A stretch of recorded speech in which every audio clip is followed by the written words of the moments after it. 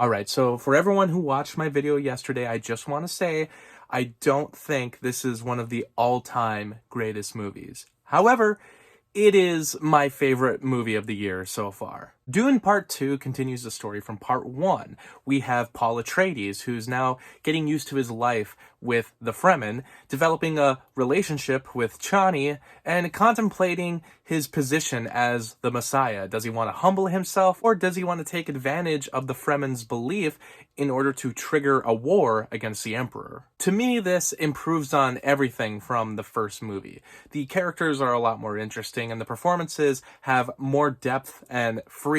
There isn't as much monotone dialogue. Javier Bardem is a standout. He's a lot more impressionable this time as a religious fanatic. We have Zendaya, who wasn't really in the first movie all that much, but she's given way more screen time, a lot more to work with, and is easily the most relatable character in the piece. And Timothée Chalamet is great.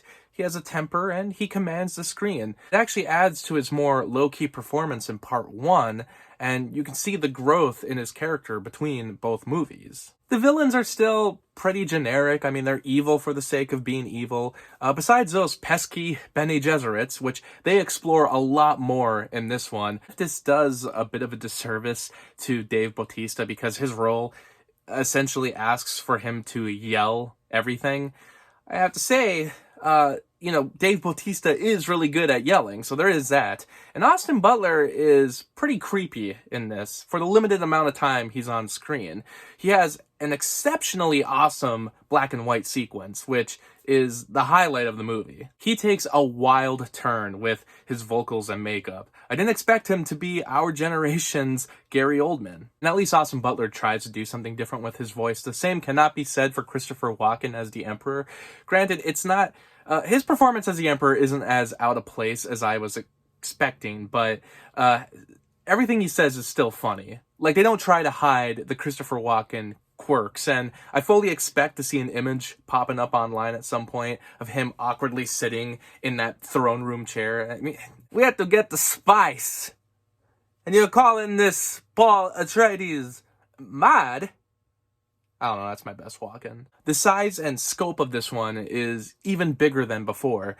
There's more action to be found here as well, but they don't overdo it. It's not like they were saving all the action for this movie. It's perfectly balanced. You feel the turmoil and the tension, and because the characters are a lot better this time around, you also care more. The story is more complex and dives into ideas of religion that you don't normally see in a big budget movie. The first movie is a bit more straightforward, and if I can give it anything, the pacing in Part 1 is better than Part 2, but I love the unique story elements of Part 2. Part 1 is a traditional Chosen One foundation, but Part 2 is more of a commentary on the Chosen One, as Paul sort of reluctantly takes on the role. I love that you can visually see his contemplation on doing the right thing, as his mother is ambiguously leading him in a certain direction. You're not fully aware what their intentions are, but you're not left with empty motivations. There's just enough room for questions, but any surprises will fully make sense. And like I said, the pacing in Part 1 is better because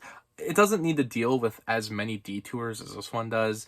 There's a lot of random plot points that are brought up out of nowhere because they need to keep the movie going, and also the action, while great, is a little rushed towards the end. I'm not sure if there was a way to get some of the information in the first movie instead of this one. Based on how the book is written, I'm not sure if that's possible. But yeah, there's just random plot points that are brought up that don't seem to have any basis. Like, I don't know, for instance, you got the princess who randomly mentions, what if Paul Atreides was still alive? And I'm like, well, where's that coming from? I guess she's a witch. I guess she could think that far ahead. But another thing is like, Josh Brolin is back, and he says, by the way, we have like 92 atomic weapons on the planet right now. And I'm like, well, where did these come from? What are you talking about? And I guess it's kind of shown in the first movie. I think it's mentioned more in the book, but that's what I mean. It sort of comes out of nowhere. It doesn't really wreck the movie, but it's just kind of odd that we're bringing that up now. And, it's a weird detour in the film that, to me, it's like you could have filled up the first movie with some of this stuff because the first movie didn't have as much going on, but I suppose it's dependent on how the book was written. Maybe you couldn't do that with the movies. And there's also like a 20-minute sequence to explain who Austin Butler's character is. It's a great sequence. Like I said, it's like my favorite sequence in the movie. It's all black and white. It's a great fight. But it also is completely straying away from the original story.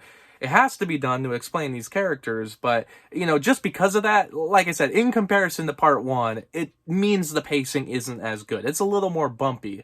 But at the same time, the sequences are a lot better than anything that comes out of part one, to be honest. By splitting the book in two, it actually does a disservice to part one, but I'm glad they did it because I doubt the ideas in part two would have been as thoroughly explored otherwise. Also, the ending did catch me off guard. I didn't expect it to end in such an open-ended way. I know there's other books. I know that they have other movies planned. There's enough open-endedness to leave you hungry for more, which is a good thing, but in a sense, I didn't go into the movie expecting that. I didn't expect it to be like, oh yeah, there's got to be another movie. Another movie I'm looking forward to. I'm certainly looking forward to the next movie way more than I was part two after having seen part one. But again, it's like I still feel like we're kind of left on a cliffhanger. There's some things that go unanswered, and yeah, I know there's meant to be more to the story. There's meant to be more installments. I just didn't expect that when I went in, and that's all. I don't know what audiences will think of that because, yeah, to me, I was going in thinking part one, part two, this is one book.